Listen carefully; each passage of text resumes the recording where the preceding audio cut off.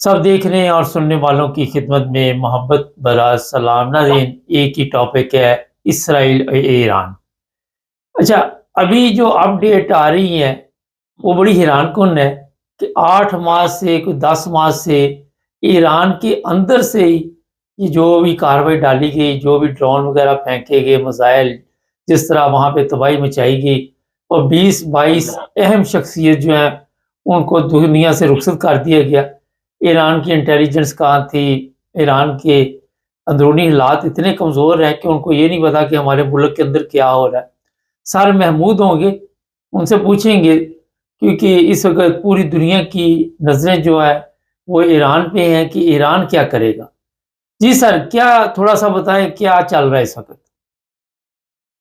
دیکھیں سر، بات یہ ہے کہ ایران بڑے عرصے سے نشانے پہ تھا، اور اگر ہمارے پچھلے پروگرام ہمارے سننے والے دیکھیں تو ہم نے بہت دفعہ کہا، آپ کو یاد ہوگا آج سے کوئی 15-20 سال پہلے امریکہ نے 5 ممالک کو بدی کا محور قرار دیا تھا۔ اس میں لیبیا بھی تھا، اس میں افغانستان بھی تھا، کوریا بھی تھا، اور یہ بھی تھا، ایران بھی تھا، اور ملک بھی تھے۔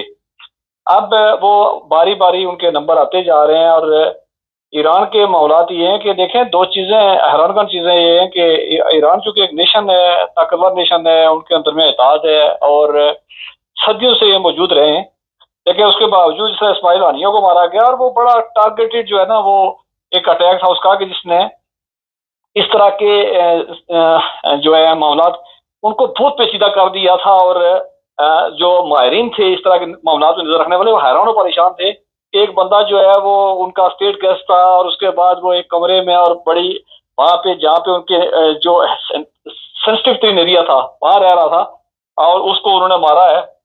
اس کے بعد پیجر حملہ آپ نے دیکھا، پھر اس طرح کا ہوا۔ اب دوسری ایک بات یہ ہے، وہ کہتے ہیں جی 200 طیارے ہمارے آئے ہیں۔ اگر آپ دیکھیں تہران اور تل ابیب کا فاصلہ پڑتا ہے 1600 کلومیٹر، اس کا مطلب 3200 کلومیٹر وہ طیارے اندر آئے ہیں، انہوں نے یہاں پہ کاروائی ڈالی ہے، اور اس کے بعد واپس گئے ہیں۔ ایک بہت بڑا سوال یہ کھڑا ہوتا ہے کہ جو لوگ ایئر فورسز کا تعلق ہے وہ اس بات کا یقیناً جواب دیں گے، کمنٹ کریں گے کہ 1600 کلومیٹر 3200 کلومیٹر جہاز 200 جہاز چل کے ریفیولنگ کا کیسے ہوا، اور یہ بڑی حیران کن چیز ہے۔ دوسری پہلی بات جو آپ نے کی تھی، دیکھیں جس طرح یوکرین نے رشیا پہ پچھلے دن حملہ کیا، رشیا کے اندر 4000 کلومیٹر اندر جا کے جو ڈرون سے مارا ان کو، تو رشیا جو حالت جنگ میں بھی تھا، اور اس کے بعد انہوں نے اس کی جو انٹیلیجنس بہتر تھی، اور وہ ایک بڑی طاقتوں کے مقابل کھڑا تھا۔ اگر اس کے اندر ایک کاروائی ہو سکتی ہے تو ایران کے اندر چونکہ پہلے بھی کاروائی ہو چکی ہے اسماعیل ہانی ہوئی، تو یہ اتنے بڑے تعجب کی بات نہیں ہے، لیکن بہرحال اتنا دور آنا، 200 طیاروں کا آنا، اور ایران کا جو ریڈار سسٹم، دیکھیں بدقسمتی ہماری مسلمان ملکوں کی یہی رہی ہے کہ ہم چونکہ آپس میں تقسیم رہے ہیں اور آپس میں اپنی عوام پہ ظلم کرتے رہے ہیں۔ ایران کے اندر معاملات دیکھ لیں، انسانی حقوق کے معاملات دیکھیں، باقی معاملات دیکھ لیں، تو میرے خیال میں اگر ان سب کو چھوڑ کے کسی اپنے ملکوں کے دفاع کی طرف جاتے، یا کم از کم یہ جو بے مقصد جنگوں میں یہ آپس میں الجھے رہے ساری وہ نہ کرتے، آج یہ وقت نہ دیکھنا پڑتا۔ اور یہ ایک ایسا یہ پوری قوم جو ہے ایک ایسی نج پہ پہنچ چکی ہے کہ جہاں اس کے پاس آگے راستہ کوئی نہیں ہے، اور ہدیرہ اندر ہے۔ سر مختصر جوابات دیجئے۔ یہ 200 طیارے اسرائیل سے نہیں آئے، یہ عراق کے جو بھی وہاں پہ ہوائی اڈے ہیں بتایا جا رہا ہے وہاں بھی انہوں نے ان سے بھی کام لیا ہے، اور جگہ سے بھی لیا ہے، لیکن وہاں پہ تو وہ دندناتے پھر رہے اس وقت اوپر ایرانی فضائیہ پہ دیکھا جا رہا ہے کہ جہاز کو پوچھنے والا ہی نہیں، ان کو تو کوئی چیز نہیں، ان کو اس سے تو بہتر پاکستان نے انڈیا نے حملہ کیا تو کچھ نہ کچھ تو آگے سے رزلٹ لیا تھا نا۔ دیکھیں پاکستان کے پاس دفاعی نظام تھا، پاکستان کے پاس امریکن ٹیکنالوجی تھی، پاکستان کے پاس اس کے بعد برٹن کی ٹیکنالوجی تھی، پاکستان کے پاس چائنا کی ٹیکنالوجی تھی۔ تو پاکستان چونکہ ٹیکنالوجی ساری ایران پہ پچھلے 30 سال سے پابندیاں ہیں، اور جہاں تک آپ نے کہا کہ وہ دھرناتے پھر رہے ہیں وہ عراق سے اٹھے، میرا سوال کھڑا کرنے کا مقصد یہی تھا کہ یقیناً ماہرین سوال کھڑا کریں گے کہ جہاز کہاں سے اٹھے اور 3200 کلومیٹر کیسے اندر آئے ہیں، تو یقیناً آنے والے وقت میں بہت ساری چیزیں جو ہیں اشارتاً آپ نے پتہ ہے پچھلے ہفتے امتیاز گل کا ایک کالم آپ نے پڑھا ہوگا، انہوں نے کچھ باتیں بھی کی ہوئی ہیں، اور آنے والے وقت میں پھر یہ جو لاڈیاں ہیں مولانا فضل الرحمان کا امریکہ سفارتخانے میں جانا اور ساری باتیں، یہ بہت ساری باتیں بعد میں آئیں گی۔ یہاں جو بھی ہے اصل میں جس کی گردن جو کاٹی جائے گی تو آپ یقین کریں کہ گردن چھری تو کسی کی ہوتی ہے، لیکن گردن پہ پاؤں رکھنے والا اپنا ہی ہوتا ہے۔ وہ جب افغانستان میں ہوا تو تب ایران کا کردار ہو سکتا ہے، پاکستان کا کردار ہو سکتا ہے، جب صدام مارا گیا، قذافی مارا گیا، باقی جو مارے گی، تو جب گردن پہنچ جو رکھا ہوتا ہے نا، چھری کسی کے ہاتھ میں ہوتی ہے لیکن پہنچ جو رکھا ہوتا ہے گردن پہ وہ کسی اپنے کا ہی ہوتا ہے. اور یقیناً آنے والے وقت میں نکلے گا کہ یہ 200 تیاری کہاں کس کی اٹھ کے آئی تھی. سر ایک بڑی اہم بات ہے، ٹھیک ہے روس کے اندر چلا گیا یوکرائن، مگر ایران کے اندر آپ دیکھتے ہیں کوئی بغاوت آنے والے دنوں میں، کیونکہ گورنمنٹ جو ہے وہ لوگ اس کو پسند نہیں کرتے. بڑے عرصے سے جو اسلامی قوانین وہاں پہ نافذ ہیں، لوگ اب تنگ آ چکے ہیں اکثریت، وہ کہتے ہیں کوئی کھلی فضا ہو. اس کی مثال میں دیتا آپ نے بڑا بروقت اور بڑا زبردست سوال کیا ہے. دیکھیں میں اور آپ اگر دیکھیں تو یہ وہی دن تھے 74 میں، یہ اگر اپریل مئی یا وہاں سے جب گانٹھیں لگنی شروع ہوگی. دیکھیں اس سے پہلے جو ہے وہ افغانستان کے اندر جو ہے وہ ایک ٹوٹل بڑی سیکولر حکومت تھی، اور اس کے بعد آپ دیکھ لیں کہ آج بھی جو یورپ میں جس طرح کا فیشن جو ہے شاید اس معیار کا نہیں ہے جو کابل یونیورسٹی میں تھا. وہاں پہ اس حکومت کو ہٹانے کے بعد پھر وہاں پہ مذہبی حکومت لائی گئی ہے. ایران کے اندر آپ کو پتا ہے کہ شاہ ایران جو ہے وہ سیکولر حکومت تھی، اس کو ہٹا کے وہاں مذہبی حکومت لائی گئی. اور یہ جس طرح کی آپ پاکستان کے اندر دیکھ لیں کہ اس کے اندر سیکولر تو نہیں تھی لیکن کم از کم مذہبی آمانگی تھی، برداشت تھی، دوسرے فرقوں کو جینے کی آزادی تھی، اور ان کو عبادت کی آزادی تھی، اور کم از کم یہ ہے کہ ان کے اسمبلی میں نمائندگی تھی، ان کو اداروں میں نمائندگی تھی، اور اپنی محنت کے مطابق ان کو جاب بھی ملتی تھی. لیکن یہ گانٹھیں لگائی گئی تھی، اور وہ ساری مل کے کس نے لگائی تھی؟ اسلامی ورلڈ نے لگائی تھی. کس کے اشارے پہ لگائی تھی؟ یہ سب کو معلوم ہے، جس نے تاریخ کا مطالعہ کیا ہے کہ کس کے اشارے پہ سارے گٹھے ہوئے تھے اور کیا ہو گیا تھا. وہی گانٹھیں الٹی سائڈ سے کھلنی شروع ہو گئی ہیں. ابھی آپ نے جو بات کی ہے وہ ایگزیکٹلی ایسے ہی ہونے جا رہا ہے کہ ایران کی جو مذہبی رجیم ہے وہ تبدیل ہو جائے گی. اب ایک بڑا سوال اٹھ رہا ہے کہ اگر رجیم تبدیل ہوگی، بشار اسد جو ہے وہ بھاگ کے رشیا گیا ہے، قذافی جو ہے وہ انتہائی قسم پرسی میں مرا ہے، صدام قسم پرسی میں مرا، ایرانی قیادت کہاں جائے گی؟ یہ سوال کھڑا ہو رہا ہے چونکہ یہ ہونے جا رہا ہے. اب کوئی اتنی بڑی دور کی بات نہیں ہے. گوریلا جنگ چلے گی، لمبی جنگ چلے گی، اتنا یہ نہیں ہونے لگا ہے. ایران کے اندر چونکہ ایران کے اندر جبر کا نظام تھا. ایرانی جہاں پہ ہم یورپی ملکوں میں بیٹھے ہوئے ہیں، ہم نے دیکھا ہے کہ ایران کے شہری جو ہیں وہ کس حالت میں کیسے پیادل کس طرح سے وہ ملکوں سے بھاگ کے نکلے ہوئے. اور کبھی ان سے بات کریں، ان کا اپنے ملک کے بارے میں دیکھیں تو وہ آپ کو بڑی اچھی تعارف کروائیں گے کہ وہاں کیا ہو رہا ہے. تو یہ وہاں اندر جبر کا نظام وہاں بھی موجود تھا، مذہبی تھی. دیکھیں کتنی بچیوں کو انہوں نے وہاں پہ وہ نقاب نہ کرنے پہ مار دیا گیا ہے. اگر وہ نقاب پہ زور دینے سے بجائے پاکستان اس کے ایران کے دفاع پہ نقصان توجہ دیتے تو شاید یہ حالات نہ بنتے ان کے. تو یقیناً رجیم چینج ہوگی اور سوال یہ پیدا ہوگا کہ مذہبی قیادت کہاں جائے گی. اور دوسری بات جو میں نے کی تھی کہ جو مذہبی قیادت جو ہے وہ جو دنیا کے اندر جو مسلط کی گئی، مسلم ورلڈ کے اندر مسلط کی گئی تھی، وہ الٹی سائڈ سے کھلنا شروع ہو چکی ہے. لیکن بدقسمتی سے ایک ملک ایسا بھی ہے کہ جو اب واپس جا کے وہ پنجے کاٹ رہا ہے، دانت کاٹ رہا ہے، اور ایسے ایسے لوگ اسے پیدا کیے ہوئے کہ جن کا نام لیتے ہوئے شرم آ رہی ہے. لیکن یہ چونکہ مقافات عمل ہوتا ہے، جو وقت کا پہیہ ایک اپنی رفتار سے چلتا ہے، یہ رفتار اب الٹی سائڈ سے چلنا شروع ہوگی اور یہ کام آنے جا رہا ہے. اچھا مختصر جوابات دیجیے، چائنا کو مدد کرے گا، روس کرے گا ایران کی مدد اس وقت؟ میرا نہیں خیال کہ مدد کریں گے. روس دیکھیں، روس کو یوکرائن میں الجھایا گیا ہے. روس کا کوئی اتنا بڑا معاملہ نہیں تھا کہ کوئی یوکرائن جا کے اس کو کھانے لگا تھا. وہ وہاں پہ آیا، اس کے بعد روس کی ایک بڑی مضبوط گرفت تھی شام پہ تھی.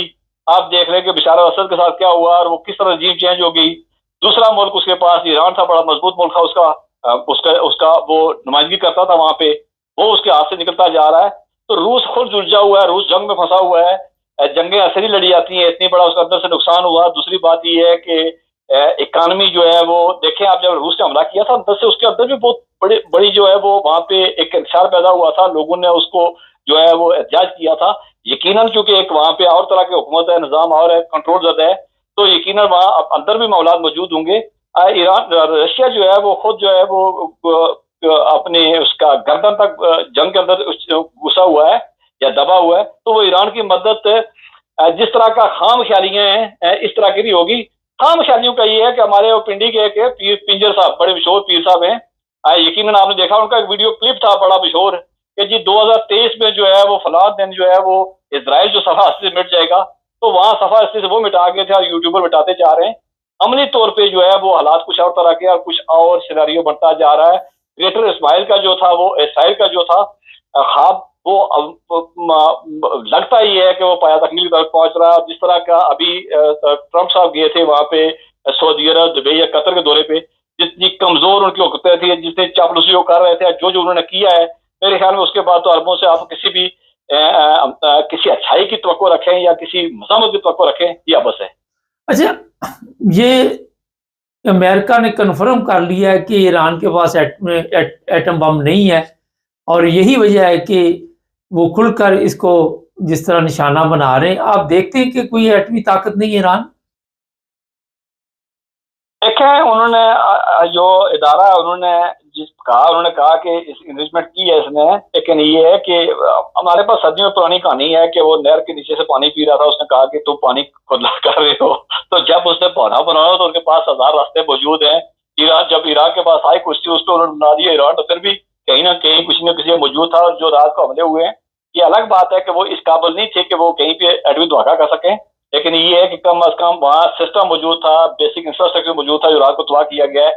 تو بہرحال امریکہ سپر پاور ہے، اسے جو مرضی الزام لگانا ہے، اور جس کی جو ایف آئی آر کاٹنی ہے اس کے لیے ایشو نہیں ہے، اور ایسے ہی ہے بہت سارے ملکوں میں، ایسے ہی ہے کہ وہ پکڑتے ہیں، بعد میں ایف آئی آر کاٹتے ہیں، اور جو کچھ کہتا ہے ایف آئی آر کاٹ سے آتی ہے، تو اسی طرح دنیا کے اندر ایف آئی آر طاقتور جو ہے وہ ایف آئی آر کاٹتا رہتا ہے، اور اس کے بعد سے اسی ٹرائل لیتا ہے، اسی سزا بھی ہو جاتی ہے۔ اچھا، ایران یہ دھمکی لگا رہا ہے کہ جو امریکہ کے اڈے ہم تباہ کر دیں گے، صبح تک کوئی رزلٹ آئے گا؟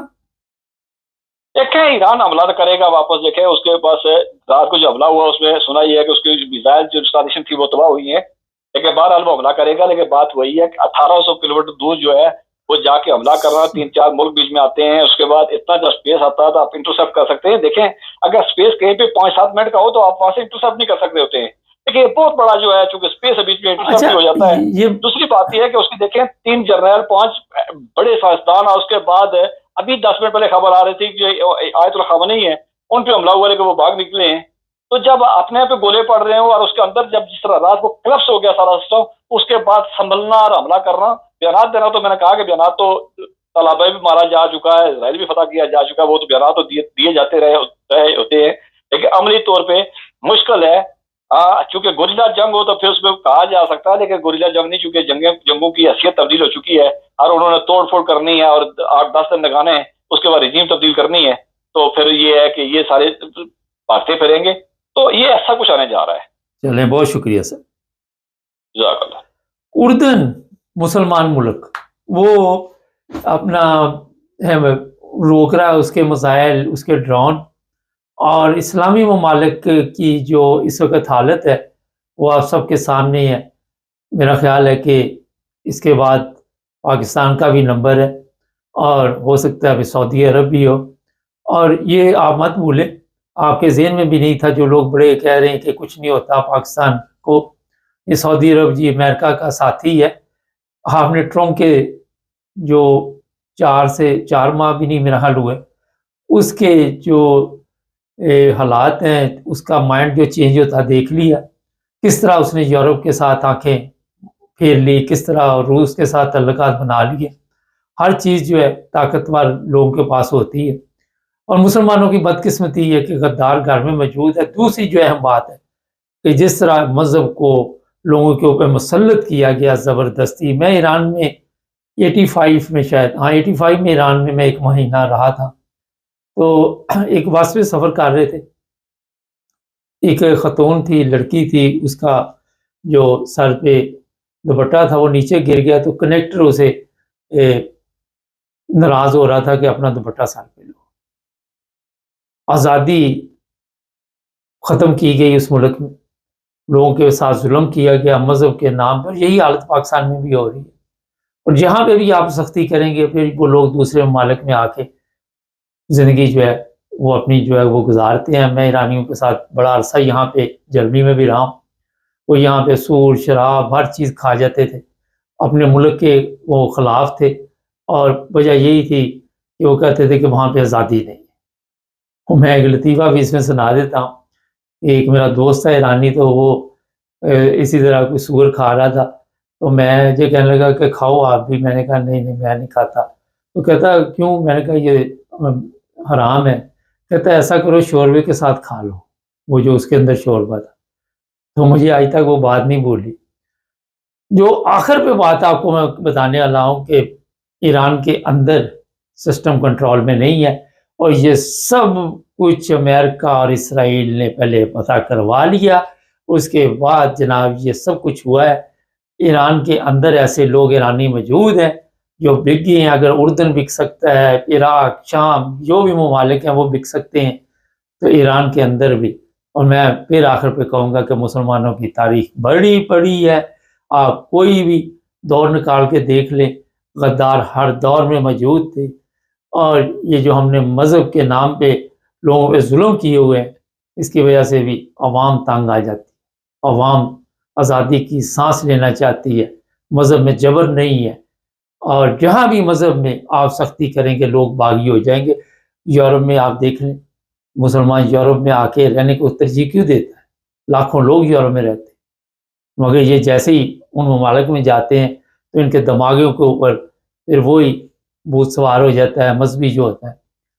عبادت وہی ہے جو آپ کا دل چاہے گا تو آپ نے کرنی، نماز وہی ہے جو آپ کا دل چاہے گا اور دل سے پڑھنی ہے۔ زبردستی میں کسی کو نماز نہیں پڑھا سکتا، زبردستی میں کسی کو مسلمان نہیں کر سکتا۔